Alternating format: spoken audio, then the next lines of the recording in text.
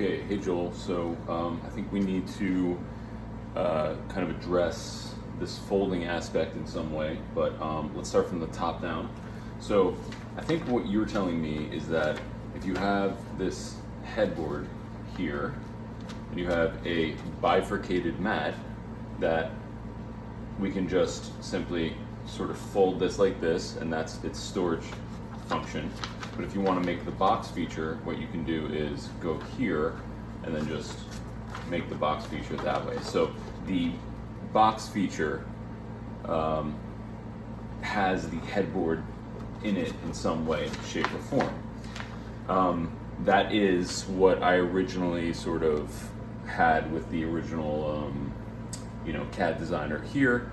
That later I sort of scrapped that idea for a different idea, which is this, and I've labeled these sides here. So we have green ABC and we have ABC pink. Okay, so later I kind of realized that, at least in my point of view, that the mat was not bifurcated, but it was set in three.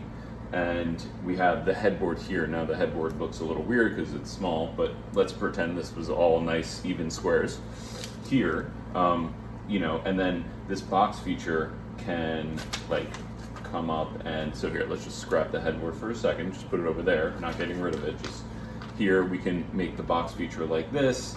But the only problem we have with that is when it folds up to be stored, right? If we're keeping the Z fold, then we get, we have at least one hinge here that needs to then betray that 90 degrees and come up like this and like that. So now you get that Z fold. However, so that hinge has to be special in some way, and I don't know exactly how what you said with the wooden three-way piece. I don't know how that fits into here, but we can also, there's also another option with a three-part mat, and that is to fold in and fold in here.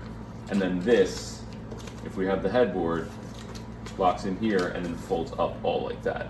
So a Z-fold isn't super necessary. I don't know what you would call this. This kind of reminds me of a puff pastry fold. I used to be a chef, so we used to fold puff pastry in that way. So triplicate fold, maybe, I don't know what we want to call it, but in that sense, these angles don't ever have to betray that 180 degree to 90 degree relationship here. It never has to go over that 180 and into that, whatever that might be, 180 plus another 90, 270, is that right? So we never have to get a 270 angle. Anyway, that's my short video. I hope that helps us get somewhere with the discussion.